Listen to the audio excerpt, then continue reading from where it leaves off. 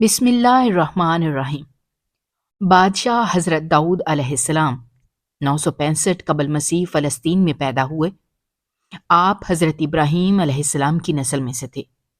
محمد بن اسحاق حضرت وہب بن منبع رحمۃ اللہ علیہ کے حوالے سے تحریر کرتے ہیں کہ حضرت داؤد علیہ السلام پستہ قد تھے، آنکھیں نیلی تھیں، جسم پر بال بہت کم تھے، چہرے سے پاکیزگی جھلکتی تھی، نہایت ہمدرد، قوی، بہادر اور نڈر ہونے کے ساتھ ساتھ حکمرانی اور فیصلہ کرنے کی قوت تحفہ خداوندی تھی۔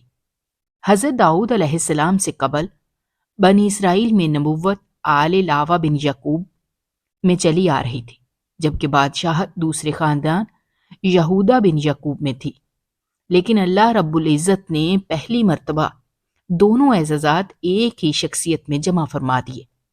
حضرت داؤد علیہ السلام اللہ کے برگزیدہ نبی اور رسول تھے اور بادشاہ بھی۔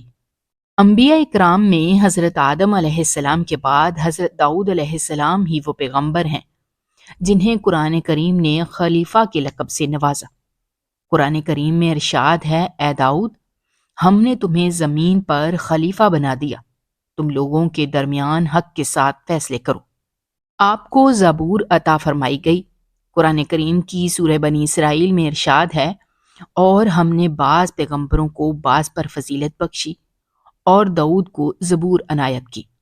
مفسرین کے مطابق اللہ تبارک تعالیٰ نے پہاڑوں، پرندوں اور جانوروں کو حکم دیا تھا کہ جب حضرت داؤد علیہ السلام اللہ تعالیٰ کا ذکر کریں تو وہ سب بھی ان کلمات کو دہرائیں۔ جب وہ زبور کی تلاوت کرتے تو پرندے بھی ہوا میں ٹھہر کر ان کے ساتھ ذکر الہی میں شامل ہو جاتے۔ اس طرح پہاڑ، شجر اور دیگر جانور بھی ان کے ساتھ اللہ تعالیٰ کی تسبیح کرتے۔ اللہ رب العزت نے پتھروں اور درختوں میں بھی ایک طرح کی زندگی رکھی ہے۔ یہ الگ بات ہے کہ ہمیں اس کا شعور نہیں۔ سورہ بنی اسرائیل میں ہے، ساتوں آسمان اور زمین اور جو بھی ان میں ہے وہ سب اسی کی تسبیح کر رہے ہیں، ایسی کوئی چیز نہیں جو اسے پاکیزگی اور تعریف کے ساتھ یاد نہ کرتی ہو۔ ہاں، یہ صحیح ہے کہ تم اس کی تسبیح کو سمجھ نہیں سکتے۔ لوہا موم بن جاتا۔ اللہ تبارک تعالیٰ نے حضرت داؤد علیہ السلام کو دوسرا معجزہ یہ عطا فرمایا کہ لوہے کو ان کے لیے موم کی طرح نرم فرما دیا۔ ارشاد باری تعالیٰ ہے، اور ان کے لیے ہم نے لوہے کو نرم کر دیا کہ کشادہ زرہیں بناؤ اور کڑیوں کو اندازے سے جوڑو اور نیک عمل کرو۔ حضرت حسن بصری رحمۃ اللہ علیہ قتادہ اور امشر فرماتے ہیں کہ اللہ نے ان کے لیے لوہے کو نرم کر دیا، حتیٰ کہ بغیر آگ و بھٹی کے اپنے ہاتھ کے ساتھ اسے ہر طرح سے موڑ لیا کرتے تھے۔ انہیں لوہا موڑنے کے لیے ہتھوڑے کی ضرورت پڑتی اور نہ کسی دوسرے اوزار کی۔ وہ موم کی طرح ہاتھ سے اس کی کڑیاں بنا لیا کرتے تھے۔ حضرت قتادہ رحمۃ اللہ فرماتے ہیں کہ سب سے پہلے شخص جنہوں نے کڑیوں کی انتہائی محفوظ زرہ بنائی وہ حضرت داؤد علیہ السلام ہیں۔ اس سے پہلے صاف چادر کی زرہیں بنتی تھیں۔ ابن شوذب رحمۃ اللہ علیہ فرماتے ہیں کہ آپ دن میں ایک زرہ بنا لیا کرتے جو 600 درہم میں فروخت ہوتی۔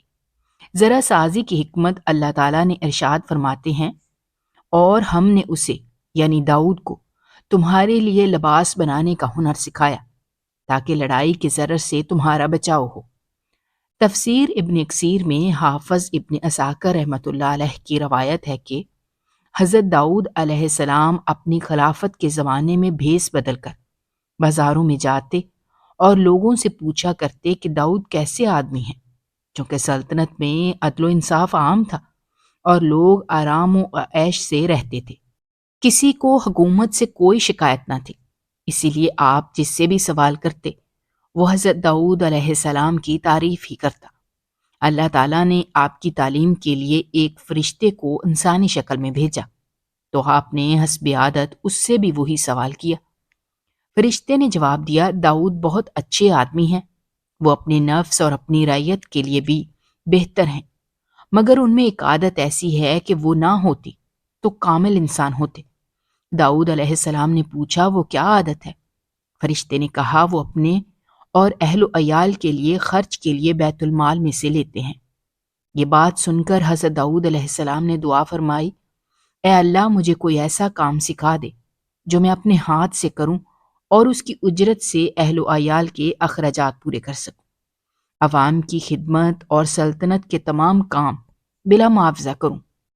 ان کی دعا قبول ہوئی اور انہیں زرہ بنانے کا ہنر سکھا دیا گیا۔ سلطنت اور بادشاہت۔ اللہ تعالیٰ نے حضرت داؤد علیہ السلام کو نبوت اور رسالت کے ساتھ حکومت بھی عطا فرمائی تھی۔ آپ فن خطابت کے ماہر تھے، جبکہ آواز بھی خوبصورت پائی تھی، لہٰذا درس و تبلیغ اور واعظ و نصیحت کے ذریعے بنی اسرائیل میں جذبہ جہاد ابھارا اور انہیں کفار و مشرکین کے ساتھ جنگ پر آمادہ کیا۔ قرآن کریم میں ارشاد باری تعالیٰ ہے، اور ہم نے اس یعنی داؤد کی حکومت کو مضبوط کیا اور انہیں حکمت، نبوت اور فیصلے کی قوت عطا فرمائی۔ بہت تھوڑے عرصے میں فلسطین، عراق، شام، دمشق، شرق، اردن اور خلیج عقبہ سے فرات تک جزیرۃ العرب کے بیشتر علاقے ان کے زیر نگیں آ چکے تھے۔ نافرمان بندر اور خنزیر بن گئے۔ اللہ تبارک تعالیٰ ارشاد فرماتے ہیں، اور تم ان لوگوں کو خوب جانتے ہو جو تم میں سے ہفتے کے دن مچھلی کا شکار کرنے میں حد سے تجاوز کر گئے تھے، تو ہم نے ان سے کہا ذلیل و خوار بندر ہو جاؤ۔ مفسرین کے مطابق صورت مسخ ہونے کا یہ واقعہ حضرت داؤد کے زمانے میں پیش آیا۔ بنی اسرائیل کے لیے ہفتے کا دن صرف عبادت کے لیے مخصوص تھا، اور اس دن مچھلی کے شکار سمیت ہر دنیاوی کام ممنون تھا۔ لیکن سمندر کے کنارے آباد مچھلی کے شوقین ان لوگوں نے حکم کی نافرمانی کی، جس پر اللہ تعالیٰ نے ان کی شکلوں کو مسخ کر دیا، اور پھر 3 دن بعد وہ سب لوگ مر گئے۔ دوستو، آپ کو ہمارے چینل کی ویڈیوز کیسی لگ رہی ہیں؟ کامنٹ باکس میں اپنی رائے کا اظہار کرنا مت بھولیے گا۔ شکریہ۔